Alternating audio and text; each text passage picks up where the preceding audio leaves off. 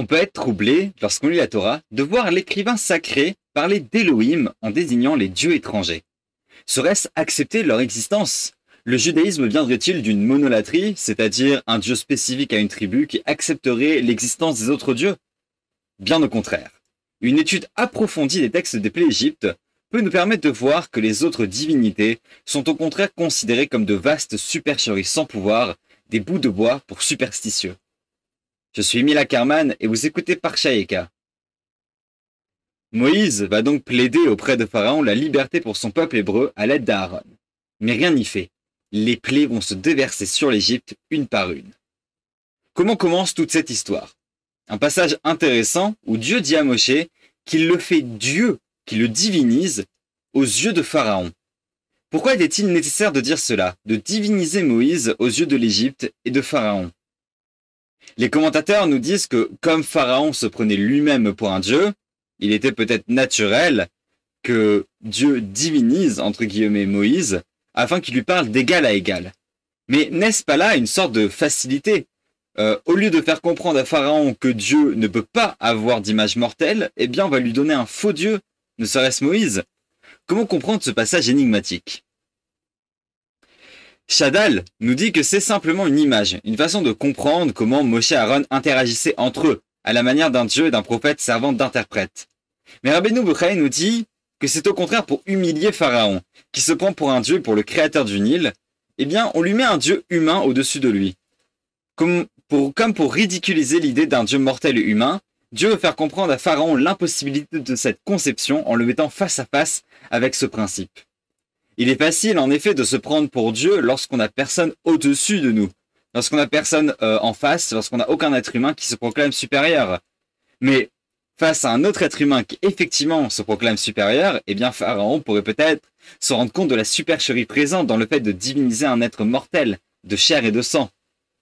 Mais apparemment ça n'a pas marché puisque les négociations continuent. Mais c'est la première étape de la ridiculisation des conceptions païennes qui se met en marche ici.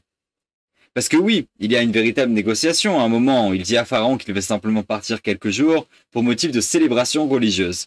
Et Pharaon, après la troisième plaie, va commencer à s'ouvrir.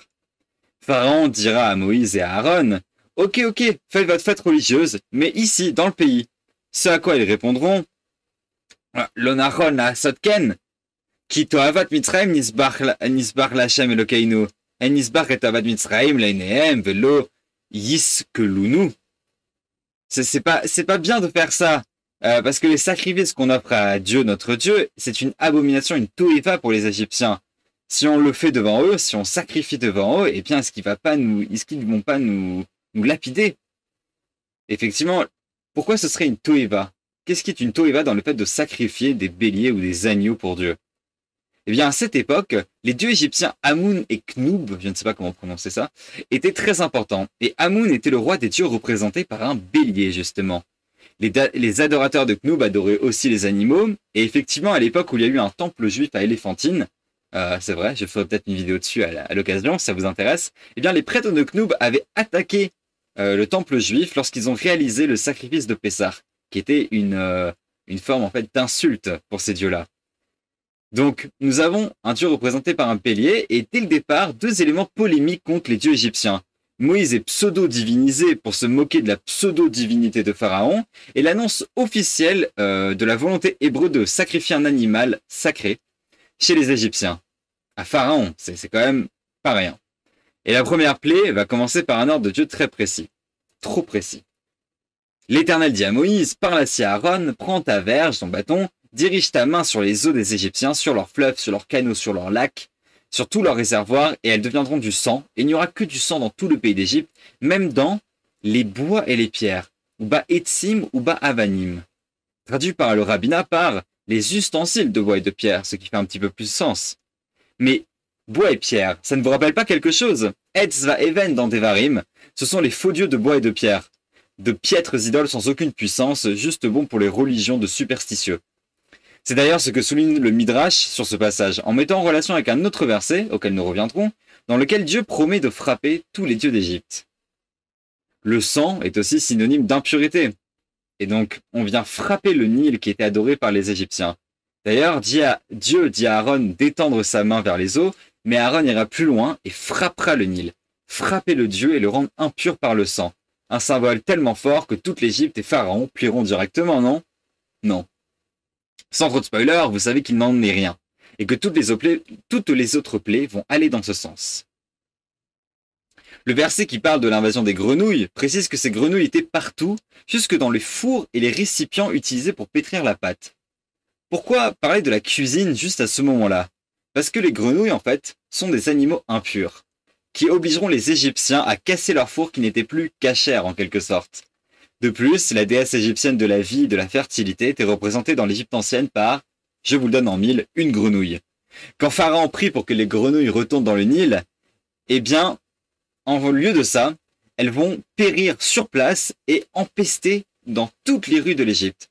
La déesse de la vie, donc représentée par une grenouille, est morte devant tous les Égyptiens dans toutes les rues de l'Égypte. Pour les poux, le Riskouni nous dit qu'ils étaient tellement nombreux qu'ils étaient sur toute la surface de la terre, à tel point qu'on ne pouvait voir le sol. Et dans les croyances anciennes, les sorciers d'Égypte n'avaient de pouvoir que lorsqu'ils étaient ancrés sur la terre. Peut-être est-ce là aussi une polémique. Les sorciers croyaient qu'ils retiraient leur pouvoir, peut-être d'une certaine forme de la terre, de la force de la terre spécifique, la rendant même elle-même Avodazara. Et en couvrant cette surface par cette plaie, Dieu les oblige à dire Etzba Elohim Yi, c'est le doigt de Dieu. Ils essayent de singer Moshe et Aaron en pensant qu'ils vont pouvoir recréer la plaie, mais il n'en est rien. Et parce qu'ils sont obligés de reconnaître que c'est un événement, cette plaie, un événement hors sol, qui, hors du monde, leur échappe et échappe à leur prisme idolâtrique, qui pense que tout est dans le monde et que justement rien n'en échappe. Et on pourrait voir dans la plaie suivante, les bêtes sauvages, une forme de continuité. Dieu fait se resserrer l'étau autour de l'Égypte. Petit à petit, d'abord l'eau, puis le sol, et maintenant les bêtes sauvages qui détruisent tout sur leur passage, sauf les humains selon l'Or HaChaim. Et finalement, tout le bétail encore après va ensuite mourir. Tout le bétail des Égyptiens périt, et du bétail des Israélites, des Hébreux, il ne périt pas une bête. Tout ce qui constitue la croyance en l'idolâtrie, c'est justement la vision du rapport à la divinité. Pour le païen, en général, c'est un deal donnant-donnant. Je te sacrifie tes beaux animaux, des bons gâteaux, du bon vin, et en échange, tu m'apportes de quoi assurer ma subsistance, mon succès dans le commerce, dans la guerre et dans les récoltes. Or, comment penser cette relation quand rien d'essentiel ne subsiste?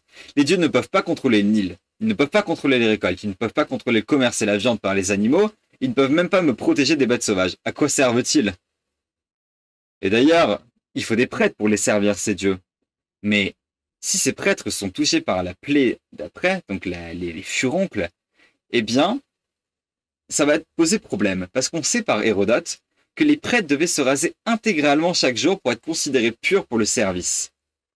Et c'est d'ailleurs peut-être la source des interdictions divines dans la Torah pour les Juifs de se raser intégralement. Avec les furoncles, en fait, il devient impossible de réaliser les cultes quotidiens car il devient impossible de se raser.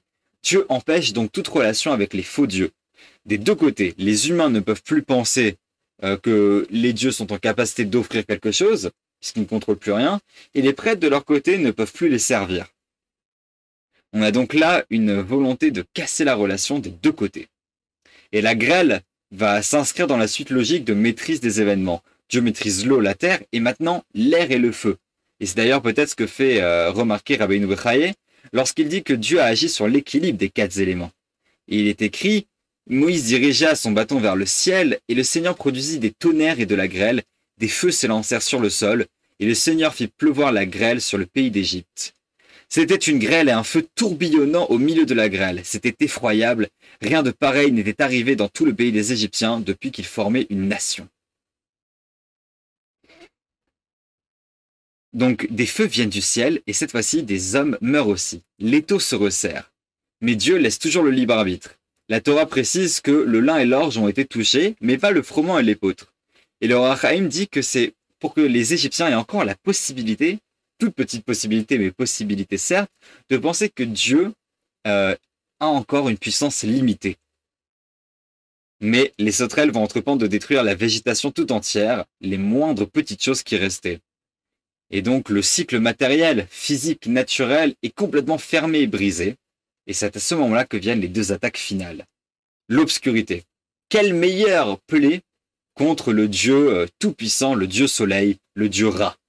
Alors que le soleil est censé être le symbole justement de cette toute-puissance, que Pharaon est censé être le représentant de Ra sur terre, même son fils, Ra-Mésès, Ra l'a engendré, eh bien, à ce moment-là, Dieu va bloquer le soleil.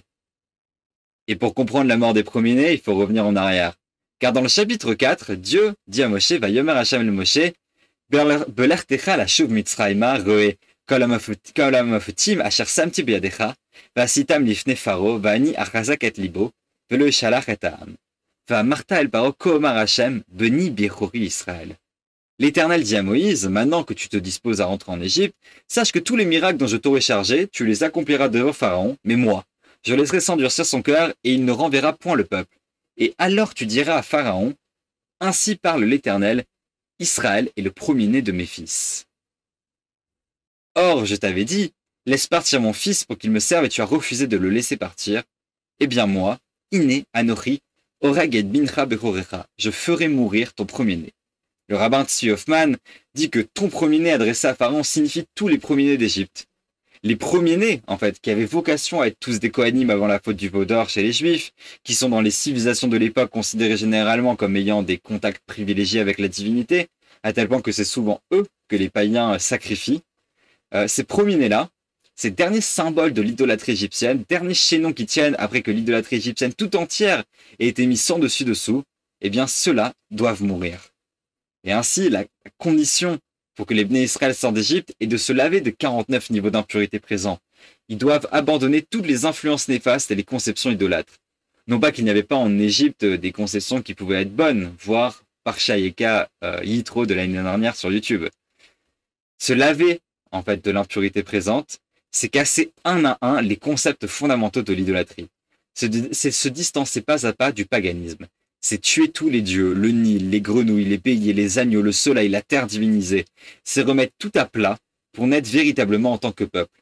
Et uniquement à ce moment-là, les Hébreux sont capables de servir Dieu de tout leur cœur, âme et moyens. Shabbat Shalom et Good Shabbos.